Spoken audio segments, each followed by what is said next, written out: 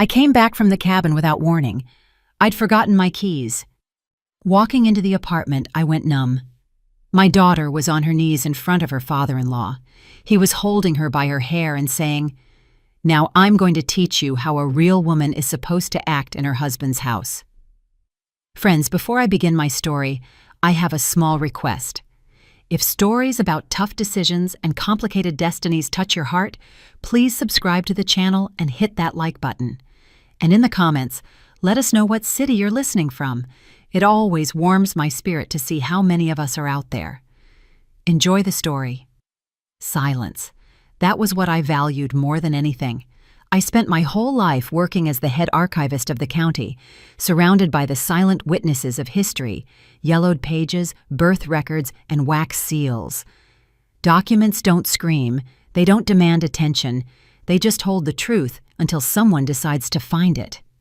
But for the last 2 years, my own home, my sanctuary with its high ceilings and creaky oak floors, had ceased to be a place of silence. It had turned into a battleground. I always believed that patience was a woman's highest virtue. When my daughter Zadie married Elroy, I made room, both literally and figuratively. I gave the newlyweds the master bedroom and moved myself into the smaller room facing the courtyard. I thought I was helping to build a family. But along with my son-in-law, it wasn't just his suitcase that entered our home, but the thick, sticky shadow of his father, Cornelius Thorne. Cornelius didn't just come to visit, he conducted rounds. Every visit felt like a general inspecting a barracks where the soldiers were already guilty of something. "Ms. Althea," he would boom, barely stepping over the threshold, not even taking off his heavy cashmere coat. "It smells damp in your foyer again. This is unacceptable for a home raising the future elite of society." By elite, he meant my son-in-law Elroy, and of course himself. I usually stayed quiet. What was I supposed to say? That the house was old, pre-war, and it breathed the only way it knew how? I just nodded, offered tea, and retreated to the kitchen so as not to interrupt men's business. I could hear him lecturing Zadie for napkins that weren't starched enough, for the soup being too thin, for spending too much time on her drawings. "Artist." He spat the word out like a curse. "A woman should paint comfort in the home, not a mess on a canvas." And Elroy? Elroy sat right there, eyes lowered into his plate, chewing silently. He never defended her. Never. To keep from losing my mind in that suffocating atmosphere, I escaped. My salvation was the cabin, an old A-frame about 20 miles outside the city. There, among the wild berry bushes and ancient oak trees, I could breathe again. I went there at the slightest opportunity, leaving the apartment entirely at the disposal of the Thorne dynasty, as Cornelius loved to call them. I thought my absence made my daughter's life easier. I thought my silence was buying her peace. Lord, how wrong I was. That Thursday, I had driven up to the cabin intending to stay until Sunday. The weather was surprisingly warm for October. The air was crisp and clear. I spent the whole day in the garden, covering the rose bushes for winter. It was only toward evening, when the sun was already dipping behind the pines, that I felt that familiar heaviness at the base of my skull. Blood pressure. I reached for my bag where my medicine kit usually was, and my blood ran cold. The pill organizer was still at home, on the dresser in the hallway. I clearly remembered taking it out to find my keys, and in my haste, forgetting to put it back. Staying at the cabin without my medication was risky. I wasn't at an age to play games with hypertension. Sighing, I packed my things. The last bus had already left, but I was lucky enough to catch a ride back to the city with a neighbor. The whole way, I stared at the lights blurring past the window and thought about Zadie.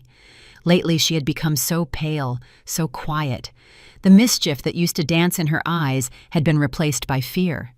I chalked it up to them adjusting to married life, to the grind.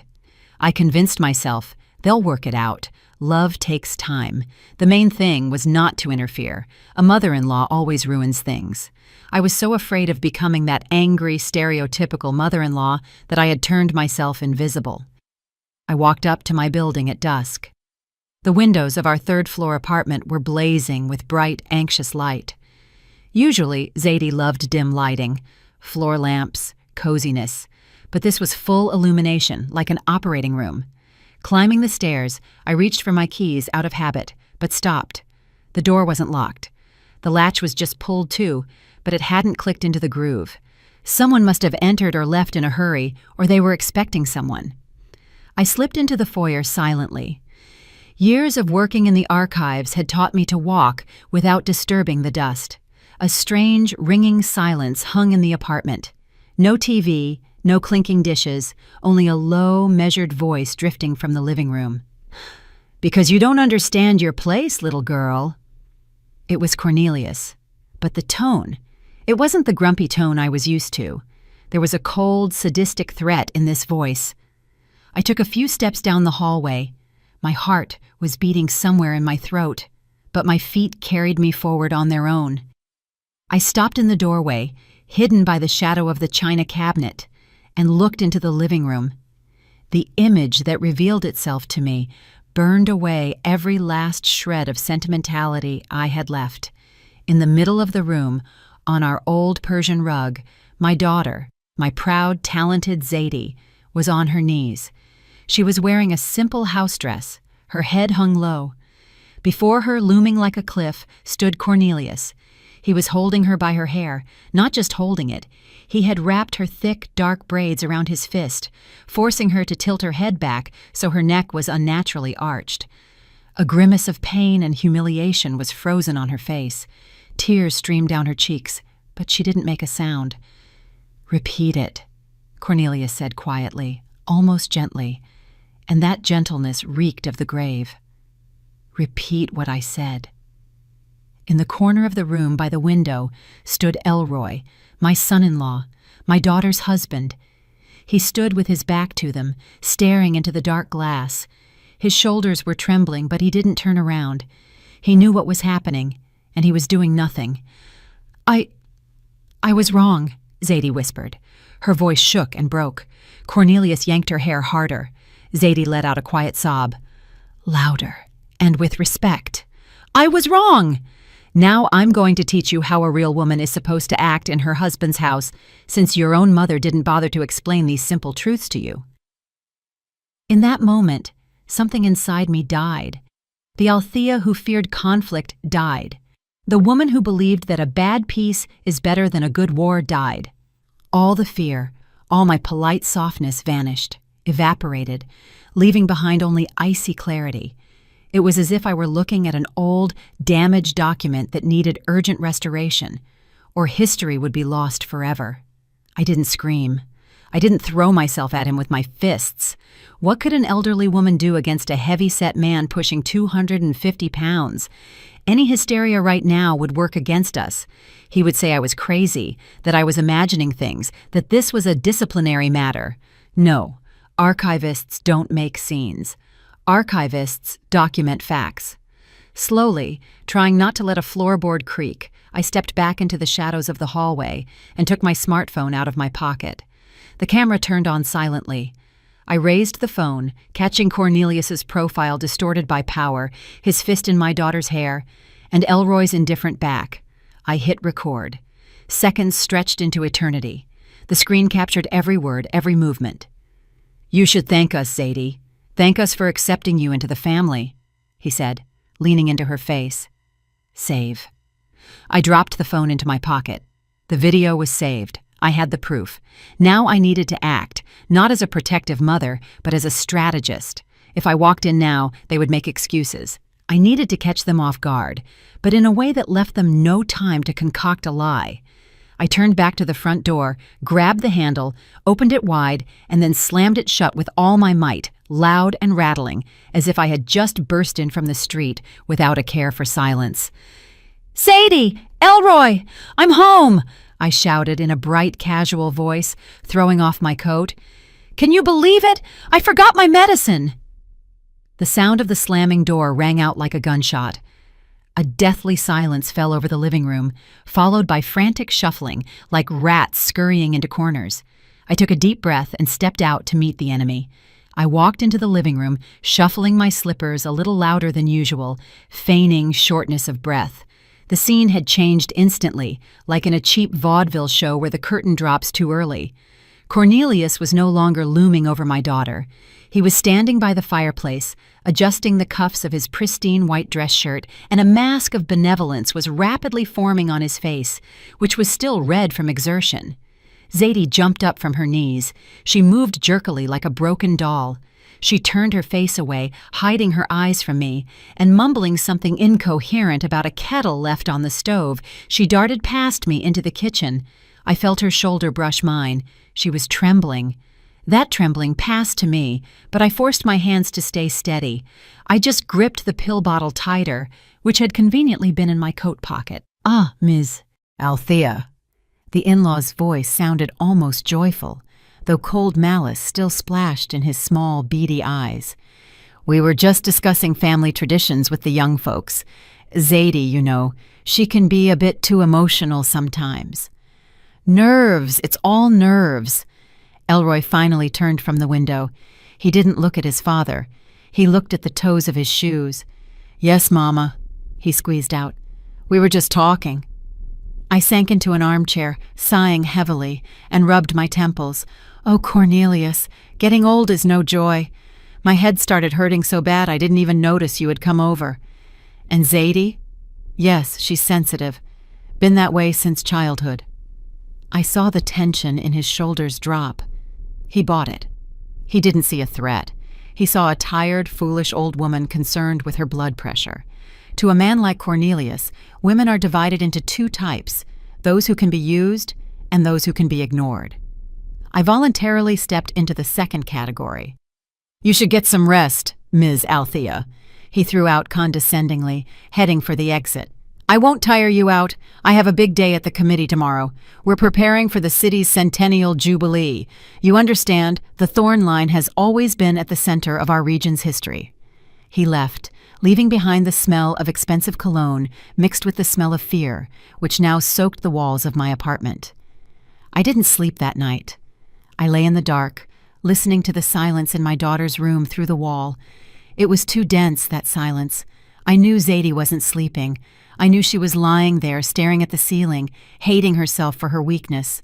I wanted to go to her, hug her, tell her I saw everything. But I stopped myself. If I interfered now, if I made a scene, Cornelius would just take Elroy, pressure Zadie with debts, and paint us as hysterical women. He was a master manipulator. To defeat a dragon, you don't charge at it with a pocket knife. You need to know where the soft underbelly is beneath the scales. I needed a weapon, and I knew exactly where it lay. In the morning, as soon as the city woke up, I dressed strictly but modestly in my usual gray coat and left the house. I told Zadie I was going to the pharmacy, but my path lay in a different direction. The city archives were located in the building of the former Merchants Guild. Massive doors, the smell of old paper and dust. This smell was dearer to me than perfume. I had worked here for 40 years. I was greeted with smiles. The young intern at the front desk didn't even ask for a pass, just nodded. "Good morning, Ms. Althea. Coming to visit us?" "Yes, sweetheart." I smiled my most harmless smile. "Decided to check on old friends and clarify a few things from my memoirs." I walked into the vault.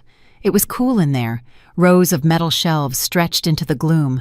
I knew this labyrinth by heart. My fingers remembered where to look. I didn't go to the city council section, where Cornelius would have looked for confirmation of his greatness. I went to the private collections section, sealed by special order. 20 years ago, Etta, Cornelius's wife and my best friend, was dying of cancer. A week before the end, she handed me a box. "Hide this, Althea," she whispered then, squeezing my hand with dry, hot fingers. "If Cornelius finds this, he'll destroy everything. Promise me you'll open this only in dire need." I promised.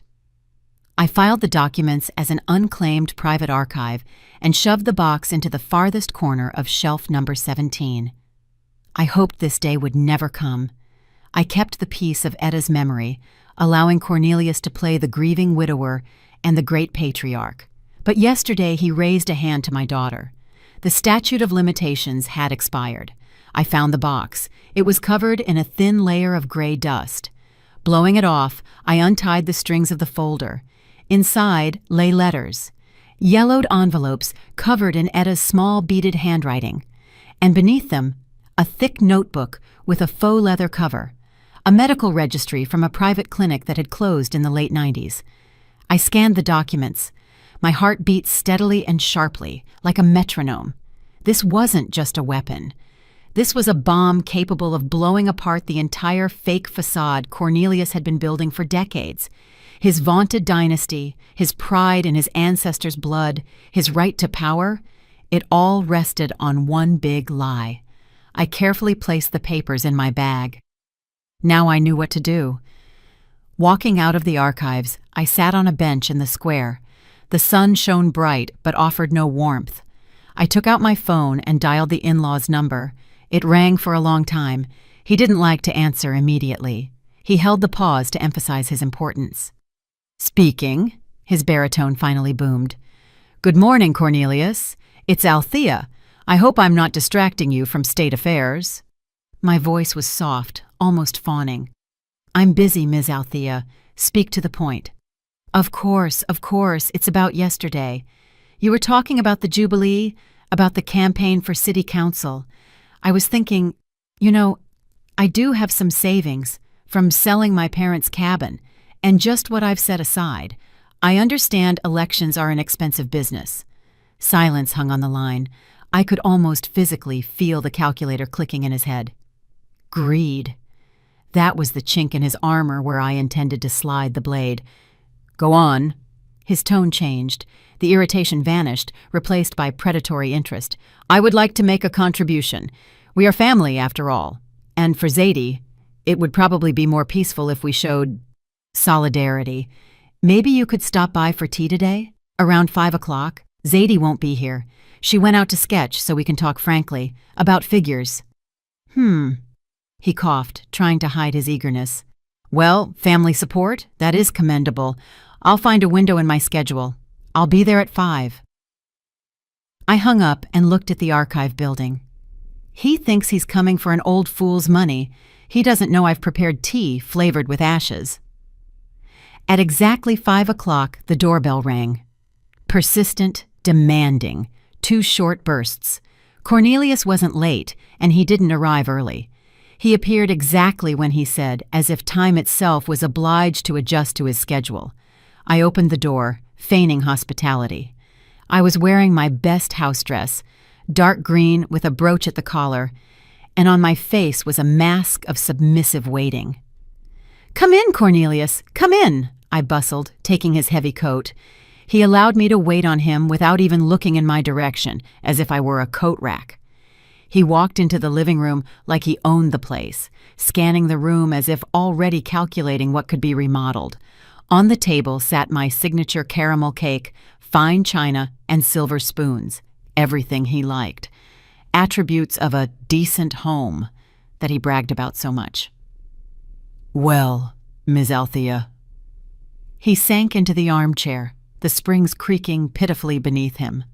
"I'm glad you've shown some prudence. Family is, above all, a common pot and common goals." He immediately took a piece of cake without waiting for an invitation. He ate greedily but neatly, wiping the corners of his mouth with a napkin after every bite.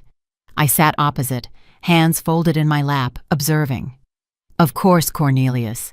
I understand what a responsibility it is to be a Thorne. The elections, the council, it all requires funds." "Precisely." He nodded, swallowing a chunk. "A campaign is an expensive affair. Banners, meetings, press. People need to see power. They need to see that history stands behind me. By the way, about the sum.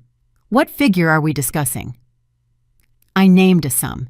Not too big to look suspiciously generous, but not small either, enough to make his eyes light up with a greedy glint. It was money saved for a rainy day. Well, I couldn't imagine a rainier day than yesterday. "Respectable." He nodded graciously, leaning back. "That will cover the printing costs. Zadie, of course, could earn something herself, but with her character and talents—" He waved his hand dismissively. "You've spoiled her too much, Althea.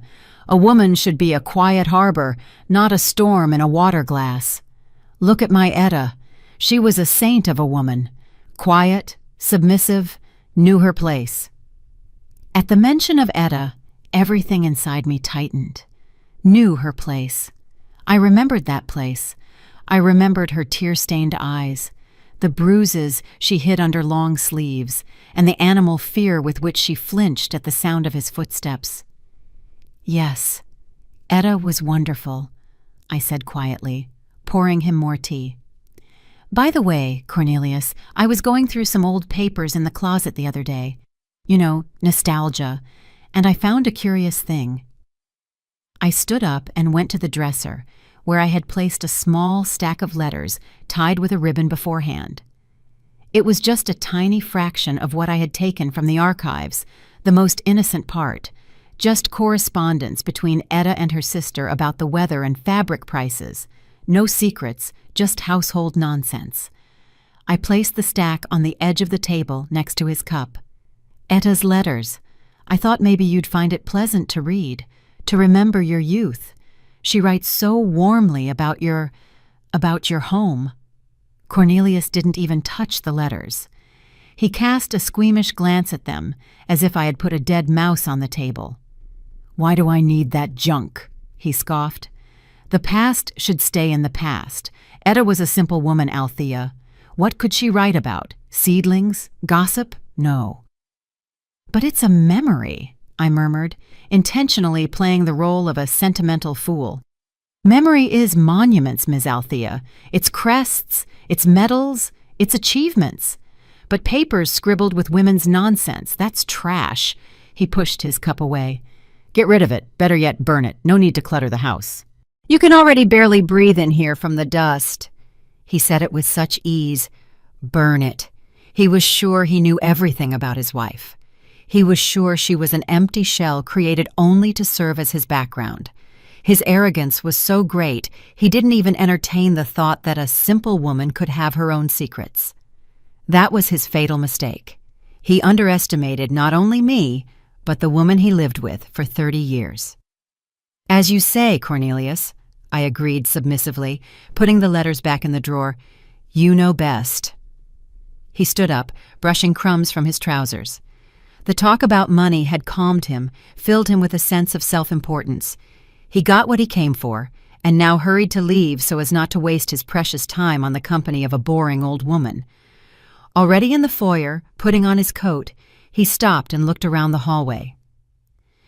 "By the way, Ms. Althea, since we are now partners in the campaign, next week photographers are coming to see me.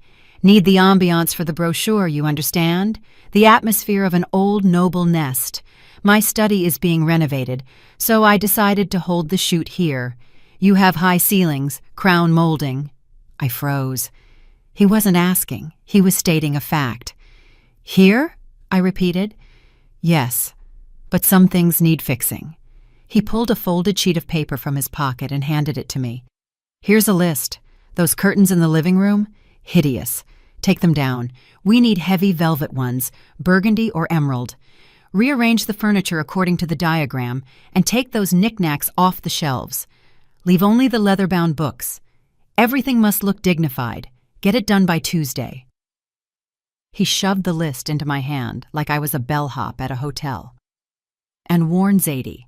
Have her dress decently. No jeans. Floor-length dresses, hair pulled back. She needs to look like a worthy daughter of her—" He caught himself for a second. "Of her husband." He slapped me on the shoulder with a heavy, patronizing gesture. "Don't let me down, Althea. We're doing this for the future." The door closed behind him. I stood in the hallway, clutching the list of his demands in my hand. Remove the curtains, move the furniture, hide the knickknacks. He was ordering me to reshape my own home, to turn it into a set for his play. I unfolded the paper. His handwriting was large, sprawling, with heavy pressure. The list was long.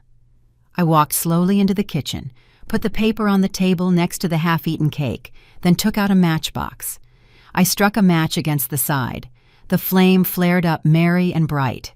I held it to the corner of the list. The paper caught instantly. I watched the fire devour his orders, watched the letters blacken and curl, turning into ash. "Burn that trash," he said about Etta's letters. "Well, Cornelius, I fulfilled your request. I started burning the trash. You were just mistaken about exactly what constitutes trash in this house." The ash fell onto the saucer. I rubbed it with my finger. Black soot stained my skin. Now that he had so carelessly brushed off the past, confident in his invulnerability, my hands were untied. He invited war into my house himself. He set the date of the battle himself. Tuesday, photo session. Perfect. I would have just enough time to prepare the scenery, only the script would be mine. And at the finale of this play, he wouldn't be getting any applause. I went to wash the dishes. The water rushed, washing the leftover frosting from the plates, and a plan was already forming in my head. Quiet, not hysterical, quiet as a whisper in a library, a whisper that brings down empires. The next morning, I started my renovations, but instead of running to the store for velvet drapes, I put on my Sunday coat and went visiting. First on my list was Mrs. Calloway, Lucille, the widow of the former mayor. This woman knew everything about the city, and more importantly, the city knew everything from her. She was a living telegraph, transmitting news faster than any internet connection. I didn't come empty-handed. I brought an album of old photographs, allegedly to prepare an exhibition for the Jubilee. "Lucille, darling," I cooed, flipping through pages over tea. "Look, isn't this precious? That's our park in 53. And this... Oh, look, that's Cornelius's grandfather." I pointed to a group shot of factory workers. Among them, in a greasy jumpsuit holding a hammer, stood a stocky man. "Strange," I drawled thoughtfully, adjusting my glasses. "Cornelius always says his grandfather was an officer, a war hero, commanded a regiment. But here he is in a pipefitters' brigade in 53. Did officers work as pipefitters?" Mrs. Calloway squinted, bringing the photo to her eyes. "Indeed." A hunter's note rang in her voice. "Very strange. Thorne loves to talk about noble roots and officers' honor. And here a simple laborer. No, labor is honorable, of course, but why lie?" The seed was planted. I knew that by evening, this photograph, or rather the rumor of it, would fly through every parlor in the city. Thorne is a liar. His biography is a fake. That was the first, barely noticeable prick of the needle. That same day, I stopped by 2 more keepers of our city's hearth. To one, I casually showed an old newspaper clipping where the Thorne surname was mentioned in a list of debtors for rent back in 1998. To the other, I complained about how hard it is to find a good notary for asset division these days, and accidentally dropped the phrase, "It's good that Cornelius and I have everything transparent, although they say he has big problems with the banks." I wasn't accusing. I was just wondering. I was a confused old lady finding inconsistencies, and it worked flawlessly. Returning home, I continued my quiet sabotage. On the coffee table in the living room, where Elroy usually drank his evening coffee, I forgot a few brochures. Family law, division of assets, how to protect yourself from spousal debt, psychological abuse, signs and help. In the evening, when my son-in-law returned from work, I watched him from the kitchen through the cracked door. He sat on the sofa, rubbed his face tiredly, and reached for the remote. His gaze fell on the bright cover of the divorce brochure. He froze. His hand with the remote hung in the air. He looked around, as if afraid someone would see him looking at it, and quickly, fussily covered the brochures with a newspaper. But I saw his shoulders tense up. Fear, sticky, cold fear, began to seep into his cozy little world of submission. At night, when the house went quiet, I finally sat at my desk and took out what really mattered. Etta's letters, the ones Cornelius ordered me to burn. I turned on the desk lamp and put on my reading glasses. My hands were trembling slightly as I unfolded the yellowed sheets. I knew there might be something important, but what I read turned everything upside down. "Dearest Althea," Etta wrote in a letter from 1978, "I don't know how to live with this lie. Cornelius forbade me to speak even to doctors. He said if anyone finds out, he'll kill himself or me. Mumps. Ordinary childhood mumps that he had when he was 12. The doctor said, sterility, absolute, irreversible. I reread those lines 3 times. Sterility. I picked up the next letter. We took a boy from the orphanage in the next county. Cornelius arranged everything. He paid the head doctor a huge amount of money to rewrite the birth certificate so no one would know he isn't our child. We named him Elroy. Cornelius said, now I have an heir. The line won't break. But he hates him, Althea. He looks at him and sees not a son, but proof of his inadequacy. He punishes him for every breath, for every step. He breaks him so no one suspects that this boy doesn't have his great blood. The medical registry confirmed every word. Patient record, Thorne, C. Diagnosis, orchitis, complicated by azoospermia. And next to it, the forged birth certificate for Elroy, where in the field for father, a confident hand had written, Thorne Cornelius. I leaned back in my chair. The room was stuffy, but I was shivering. Elroy wasn't his son. All this tyranny, all this blood cult, all these endless talks about breed and genes, it was all a monstrous, grotesque lie. Cornelius wasn't just lying to those around him. He built a hell for an adopted child to hide his own male inadequacy. He bullied Elroy his whole life, suppressed his will, turned him into a doormat just because the boy's very existence reminded him of his defect. And at the same time, he demanded he be a worthy Thorne. What cynicism! What bottomless vileness! I carefully folded the letters back into the folder. Now I held in my hands not just dirt. I held the key to Elroy's freedom. If he finds out, this tyrant is nobody to him. If he understands he isn't obligated to carry the cross of a dynasty that doesn't exist. Suddenly, my bedroom door creaked. I jumped and quickly covered the folder with a shawl. Zadie stood in the doorway. She was in a nightgown, pale as a sheet, with dark circles under her eyes. Her hands picked at the lace hem. "Mama," she whispered, "are you awake?" "No, darling, come in." She came in and sat on the edge of my bed. She was shaking. I silently took her hand. Her fingers were ice cold. "Mama, I can't take it anymore." Her voice broke into a sob. He doesn't just yell." I squeezed her hand tighter. "Tell me." "This afternoon, when you were out, he called, Cornelius. He said I have to take out another loan for $50,000. My breath caught. "But you already have the mortgage and that car loan." "Mama, that's not all." She looked up at me with eyes full of terror. "He made me take out 3 loans already in the last year. For his projects, for his investments.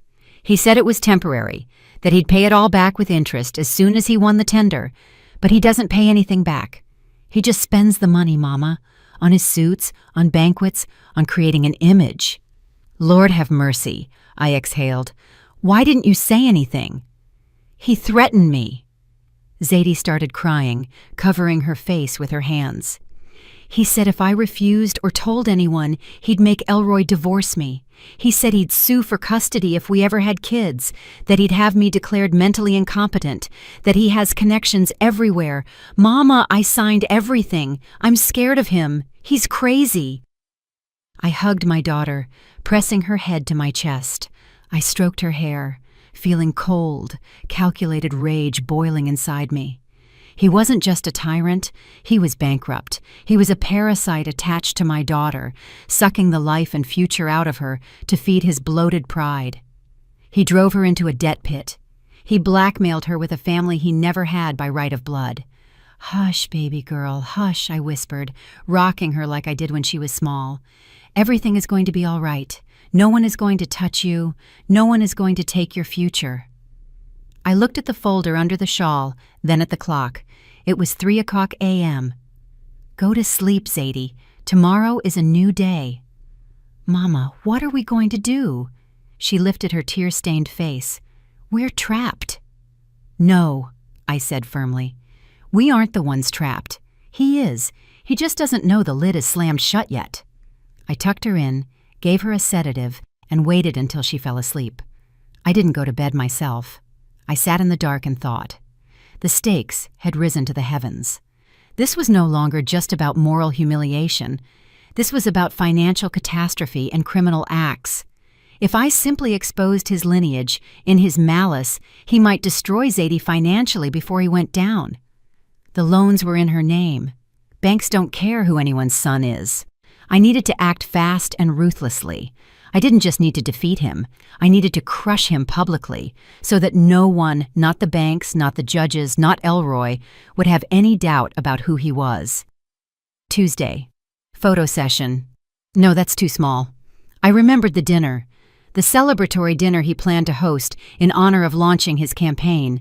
"Gather the best people in the city," he said. Excellent. I will help him gather the best people. I will throw him a reception this city will never forget. I took out my planner and started making a guest list. Not the ones he wanted to see, sycophants and new money, but the ones he feared, the ones who remembered real history, and those who could witness his collapse. I wrote the first name. Head of the credit department at First National Bank. Second, editor-in-chief of the City Gazette. The war had moved into the active phase, and I, Althea Vance, the quiet archival mouse, was preparing to be its general. The next morning I called Cornelius. My voice sounded excited, but it was the excitement of a devoted assistant ready to do anything for her patron's success. "Cornelius, I have amazing news," I chirped into the receiver. "I spoke to my acquaintances. You won't believe it, but Mrs. Calloway and even the chairman of the Veterans Council expressed a desire to personally congratulate you on your nomination. They want to see you in an informal setting, so to speak. No ties." A pause hung on the line. I knew he was puffing up with pride right now like a turkey. The attention of the old guard was a drug to him. "Well then," he drawled leisurely. "That is to be expected. People are drawn to leaders. When?" "Saturday. At my place. I'll host a dinner. Only our most important people. It will be a perfect rehearsal before the big banquet." "Good." He agreed so quickly I barely suppressed a smirk. His vanity was his guide, and I was leading him straight off a cliff. "Just Althea, make sure the table is appropriate. No potato salad, game, sturgeon, good wine. I'll send a wine list." "Of course, Cornelius. Everything will be top tier." I spent the whole week preparing, but not for a celebration, for an execution. I ordered food from a restaurant so I wouldn't be stuck at the stove. I needed my strength. I polished the silverware to a mirror shine so it would reflect his disgrace, and I sent out the invitations. But the most important thing I did was on Friday. I went to the bank. I didn't have power of attorney, but I had an old acquaintance, Mr. Henderson, the branch manager, with whom we once worked on the Historical Preservation Commission.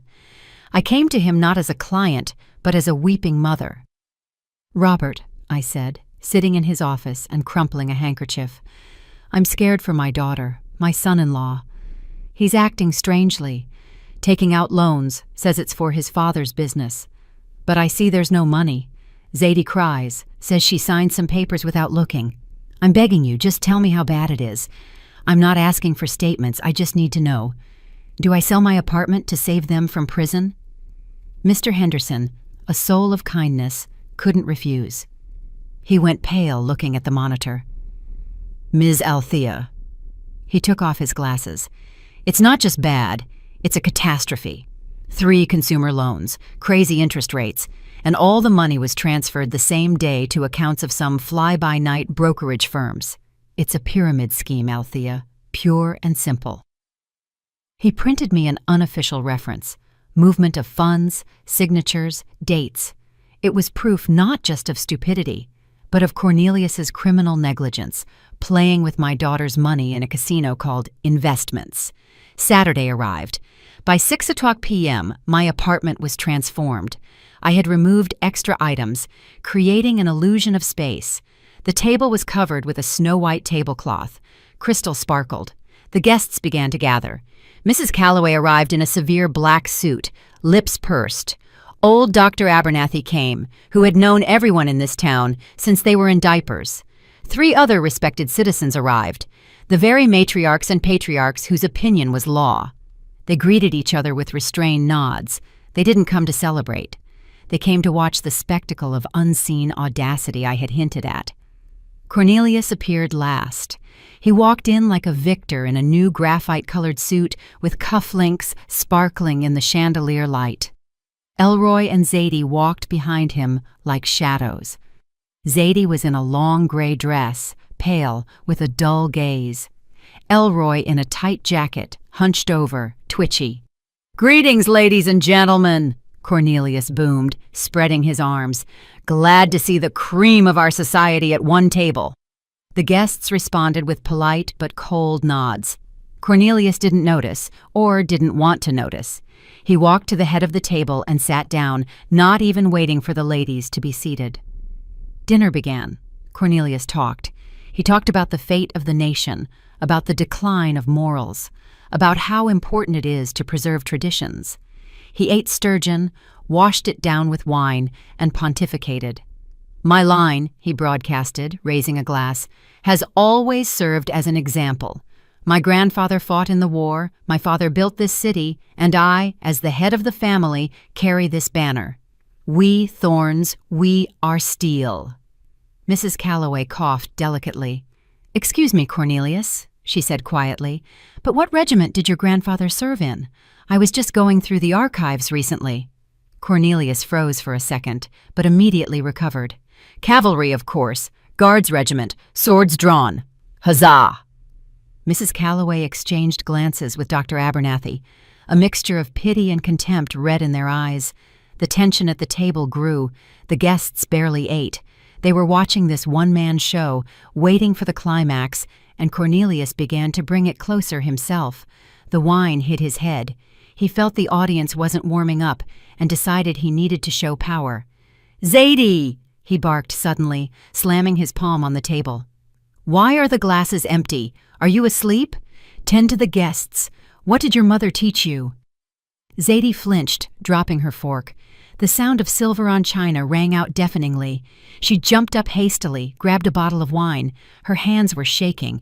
She reached for Mrs. Calloway's glass, but the bottle slipped from her damp fingers. Red wine splashed onto the tablecloth, spreading in an ugly stain that looked like blood. "Clumsy!" Cornelius roared. His face turned crimson. "You embarrass me. Can't even pour wine." He raised his hand. It was a reflex motion, practiced by years of impunity. He wanted to slap her hand or shove her, like he did at home. Elroy shrank into his chair, closing his eyes, but the blow never landed. I stood up calmly, without sudden movements.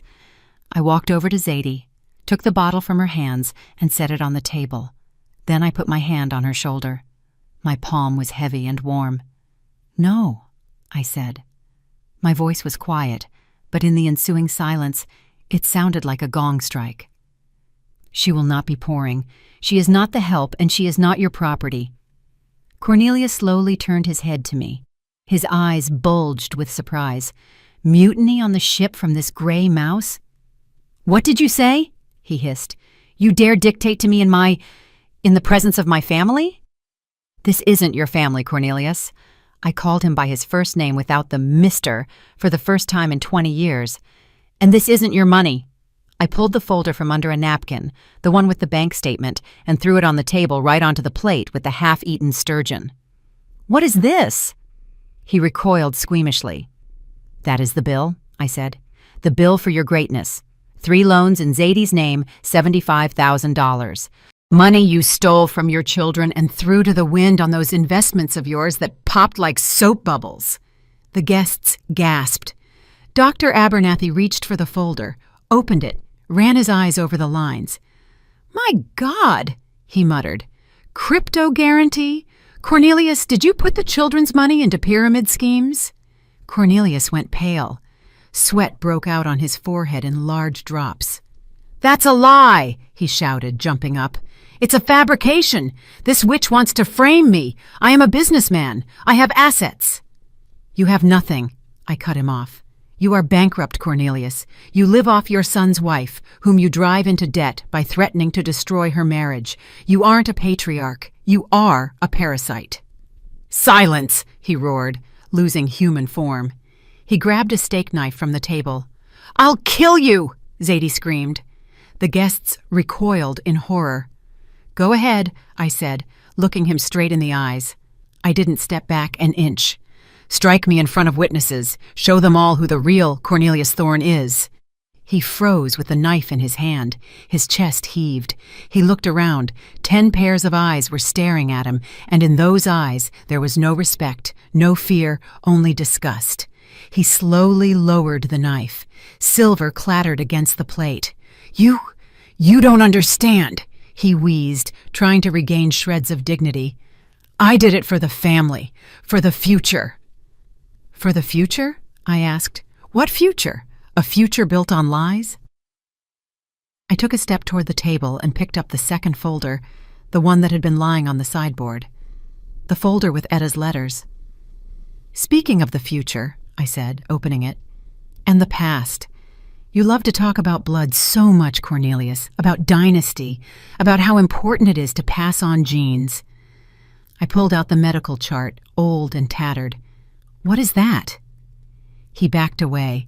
He recognized that notebook. I saw it in his eyes. Animal terror splashed in them. "It's a medical history," I said loudly, so everyone could hear, especially Elroy. "Your history, Cornelius. 1978. Elroy raised his head. For the first time all evening, he wasn't looking at the floor, but at me. A spark of understanding appeared in his gaze. "Don't you dare," Cornelius whispered. "Don't you dare." "Why?" I asked. "You love the truth. So let's tell the truth. Let's tell everyone, and your son too, why you hate him so much, why you tried to break him his whole life. Isn't it because every time you look at him, you remember he isn't yours?" The silence in the room became a vacuum. It felt like the air had vanished. "What?" Elroy's voice sounded raspy, like metal scraping. "What did you say, Mama?" I turned to my son-in-law. "He is not your father, Elroy. You are adopted. Your father is sterile." The bomb detonated. Shrapnel flew in all directions, and there was no way back. At the table, someone knocked over a glass, but no one turned at the sound of breaking glass. All eyes were glued to Cornelius. He stood white as a sheet, mouth twisted as if punched in the gut. His carefully constructed world, his myth of the dynasty, his power, it all crumbled to dust in 1 second. Elroy slowly rose from his chair. He looked at the man he had called father all his life with a strange, childlike bewilderment. "Is it true?" he asked quietly. "Pop, is it true?" Cornelius was silent. His chest heaved convulsively. He searched for words, searched for a lie that could save him, but this time the lie didn't come. Too many witnesses, too heavy the evidence lay on the table. "Elroy," he began hoarsely, trying to return to a commanding tone, but his voice cracked. "Don't listen to this crazy woman. She wants to tear us apart. She's jealous of our family." "Family?" Elroy repeated. Tears rang in his voice, but they weren't tears of pity. They were tears of revelation.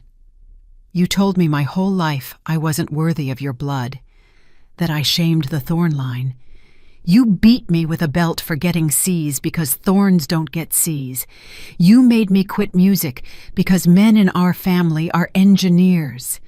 And now it turns out there is no family line?" "Shut up!" Cornelius roared, turning purple. "I raised you! I fed you! I made a man out of you! You should kiss my feet, you puppy!" He stepped toward Elroy, raising his hand. The habit of hitting, the habit of suppressing, worked automatically. But this time, Zadie stood between them. My quiet, intimidated daughter stepped forward and shielded her husband. She straightened up, squared her shoulders, and suddenly I saw in her that little girl who once wasn't afraid to climb trees and fight with boys.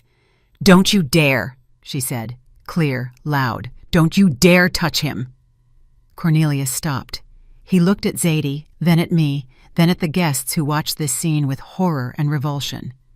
You all conspired?" he screamed, spitting saliva. "It's a conspiracy. You want to destroy me? I am Cornelius Thorne. I am a candidate for council. I will grind you all into powder." He lunged at me, fists clenched. "You old witch! You set this all up! Give me the papers!" He wanted to snatch the folder from me, but I didn't flinch. I looked him straight in the eyes, and in my eyes, he saw his death. Not physical, no, social. "I won't give you anything, Cornelius," I said in an icy tone. "And if you take one more step, if you lay a finger on my daughter or Elroy, I will send these documents not only to the council, I will send them to the district attorney along with a statement of fraud, along with recordings of your threats, along with Zadie's testimony about how you forced her to take loans." He froze. The word attorney acted on him like a bucket of ice water. He knew his financial affairs were a house of cards. He knew if anyone started digging, he would go to jail, and for a long time. "You wouldn't dare," he whispered. There was no confidence left in his voice. "I would," I answered. "I already have. I sold my jewelry, Cornelius, my grandmother's earrings, the ring my husband gave me. I paid off one of the loans this morning. Now I am your creditor. Part of the debt belongs to me, which means I have every right to demand answers." I was bluffing. I had only paid off a small part, the interest, to buy time. But he didn't know that. He was financially illiterate. He feared numbers just as much as he feared the truth. You're lying." "Want to check?" I took out my phone. "I have a recording of our conversation the day you dragged Zadie by her hair. Want me to play it right now? Let everyone hear how the patriarch speaks to women." I tapped the screen. The silence of the room was torn by his voice, recorded days ago. "A real woman is supposed to act in her husband's house." The sound was clear, vile. Cornelius backed away. He looked at the door. The guests were silent. Mrs. Calloway looked at him like she found a cockroach in her soup. Dr. Abernathy shook his head. Cornelius realized he had lost. His public execution had taken place. The mask was ripped off, and underneath was the ugly, pathetic face of a coward. He turned to Elroy. It was his last chance, the last hope that years of training still worked. "Son," he said, changing his tone to a pitiful, pleading one. "Son, don't listen to them. They want to separate us. I love you. I did everything for you. Was I strict? Yes, but times are hard. A man needs to be toughened. Let's go. Let's go home. We'll sort it out. We're family." He reached out his hand, the hand that a minute ago wanted to strike. Elroy looked at that hand. A painful struggle was happening in his eyes. 20 years of fear, 20 years of submission fought against 1 minute of truth. He looked at his father, then at me, then at Zadie, who still stood before him like a shield. And suddenly he exhaled deeply, convulsively, as if dropping a concrete slab from his shoulders. "No," he said. "What?" Cornelius blinked. "No," Elroy repeated firmer. "I'm not going anywhere with you. And I'm not your son. You said it yourself in the documents." "Elroy!" Cornelius squealed. "You're betraying your father." "I am betraying a lie," Elroy answered. He stepped to Zadie and took her hand. "My family is here. It's Zadie and Ms. Althea. And you're just a man who lived in my house." Cornelius staggered. It was the end. His creation, his project, his victim had rejected him. "Get out," I said quietly. "Get out of my house, Cornelius, and never come near my children again." He swept a wild gaze over everyone. "You'll regret this," he spat. "You'll all come crawling back to me on your knees. I am a thorn. I am—" "You are nobody," Mrs. Calloway interrupted him. She stood up and walked over to me. "Althea, darling, pour me some tea. And this gentleman, it seems, has overstayed his welcome. The door is that way." Cornelius grabbed his jacket from the back of the chair. He ran out of the room, stumbling, ridiculous and pathetic in his anger. We heard the front door slam. Silence hung in the room, but it was a different silence. neither heavy nor suffocating. It was the silence after a storm, when the air becomes clean and fresh. Elroy sank onto a chair and covered his face with his hands. His shoulders shook. He was crying. For the first time in years, he wasn't crying from humiliation, but from relief. Zadie hugged him, stroking his head. I looked at the guests. "I apologize for the scene," I said, fixing my hair. "It seems dinner is a bit ruined." "Oh, nonsense, Althea," Dr. Abernathy smiled, raising his glass. "On the contrary, this was the most honest dinner in years. To the truth, my friends." We clinked glasses. The sound of crystal was pure and joyful. I took a sip of wine and felt warmth spread through my body. The dragon was slain, but I knew he would still try to lash his tail. I was ready for it. The next morning, Cornelius didn't disappear. He came back. Not to the apartment. No, that path was closed to him. I had changed the locks that night, calling a 24-hour locksmith. He returned to Elroy's life, trying to punch a breach in his newfound armor through the phone. The calls started at 7:00 a.m. Elroy sat in the kitchen, pale, with a cup of cold coffee, staring at the screen where Father flashed. The phone vibrated, crawling across the table like a beetle, demanding attention. "Don't answer," Zadie said quietly, covering his hand with hers. But Elroy answered. The habit of obeying was too deep. He pressed answer and put it on speaker, as if he needed us to hear too, to be witnesses and protectors. "Elroy!" Cornelius's voice no longer sounded commanding, but hysterical, cracking into falsetto. "What are you doing? Do you realize what you've done? You disgraced me in front of the whole town, but I am ready to forgive. Do you hear? I am ready to forgive your stupidity. It's that old witch, Althea. She bewitched you. She always envied me, envied men, because she's an empty woman with no man of her own." I stood at the stove, flipping pancakes.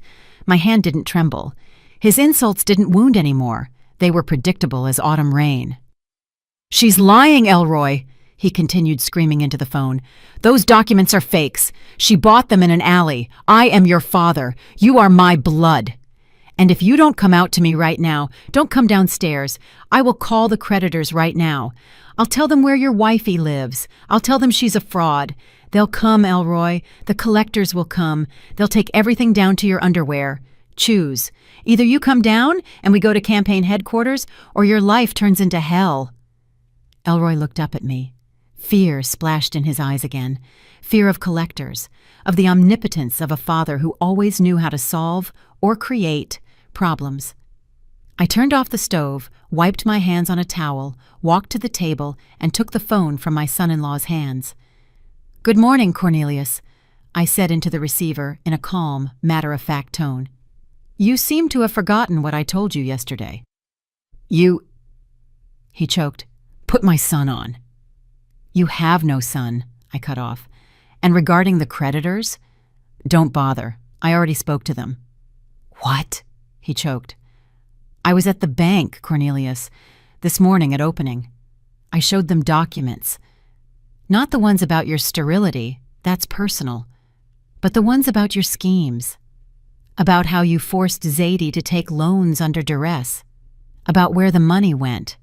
You know, very smart people work in the bank's security department. They really didn't like that their money was feeding pyramid schemes." Silence hung on the line, heavy, cotton-like. "You're bluffing," he croaked finally. "No. I filed an application for debt restructuring in connection with fraudulent actions of a third party. That is you. And I attached the recording of our conversation. That same one. The bank was very interested. They are already preparing a request to the police." It was a half-truth. I had indeed filed the application, but the bank was still only reviewing it. However, to Cornelius, who panicked at any audit, it sounded like a sentence. "Ah, you wretched," he whispered. "You have a choice, Cornelius," I continued, looking out the window where his figure loomed near his car. "You get in your car right now and drive away. You withdraw your candidacy from the election for health reasons, and you disappear from the city. If you do this, I might withdraw the statement. Might. But if you call Elroy or Zadie one more time, I will publish the medical registry. The whole city will know the last of the Thorns is a blank, a dud." I hung up. We walked to the window. Cornelius stood down there, looking up at our balcony. He looked like a deflated balloon. His shoulders slumped. He stood for a minute, then kicked the tire of his car, got behind the wheel, and peeled away abruptly. Elroy watched him go. "He left," he said quietly. "Yes." I nodded. "He left, but it wasn't the end yet. Cornelius was wounded, but not killed. His ego couldn't accept defeat." An hour later, the doorbell rang. A courier stood on the doorstep. He brought an envelope. Inside was a subpoena. Cornelius was suing Elroy, demanding reimbursement for upbringing and maintenance expenses for the last 18 years. An absurd, insane lawsuit dictated by desperation and a desire to hurt one last time. He demanded millions. Elroy read the paper and went white. "He wants to sue," he whispered. "Mama, he wants to sue me for everything I've earned." "He wants to scare you," I said, tearing the subpoena in half. "This is the raving of a madman. No court will accept this, but he wants to fray our nerves." "I'm going to him," Elroy said suddenly. Zadie and I exchanged looks. "No," my daughter cried out. "You aren't going. I won't let you." "I have to." Elroy stood up. His face changed. That softness, that looseness that was always in him disappeared. A hardness appeared. "I have to look him in the eye one time and say everything myself. Not on the phone, not through you, Ms. Althea. Myself. Otherwise, I will never be free." I realized he was right. This was his closure, his battle. I gave him the weapon, but he had to deliver the strike. "All right," I said. "Go. But remember, you owe him nothing. Absolutely nothing." Elroy left. We waited for him for 2 hours. Those were the longest 2 hours of my life. Zadie paced the room. I sat in the armchair, clutching the rosary I found in Etta's jewelry box. He returned, calm. "Well?" Zadie rushed to him. Elroy sat on the sofa and unbuttoned his collar. "He screamed," he said. "He cried. He threatened. He offered me money if I came back and played the role of son for the election. He said without him I am nobody." "And you?" I asked. "And me?" Elroy smiled a weak but genuine smile. "I just listened. I looked at him and saw an old man. A lonely, pathetic old man who built a castle out of sand his whole life. And when he finished yelling and demanded I hand him his coat like before." Zadie held her breath. "I stood up, took the coat, walked up to him. He straightened his shoulders, thought I broke, and I just hung the coat on the rack, opened the door, and said, 'Dress yourself, Cornelius. You have hands.' And I left." I exhaled. Warmth spread through my chest. "He screamed at my back," Elroy added, "but I didn't hear any more. I walked and thought, what a good day it is today." At that moment, as if confirming his words, the sun came out from behind the clouds, flooding the room with bright light. The shadow of the dynasty had dissipated. We won, but ahead lay the hardest part, learning to live without war, to live just because, happily. 3 months have passed. If you walked into our apartment now, you wouldn't recognize it. The first thing we did was get rid of those heavy, dusty drapes Cornelius loved so much. Now the windows are open to the light, and light ivory tulle sways in the spring breeze. The air in the house has changed. It no longer smells of fear and heart drops. It smells of linseed oil and turpentine. Zadie is painting again. Her easel stands in the exact spot where she once stood on her knees. Now she stands here at full height, brush in hand, and on her canvases bloom bright living cities where no one holds anyone prisoner. Elroy doesn't live with us. That was my condition, and to my surprise, he insisted on it himself. He's renting a small studio on the other side of town.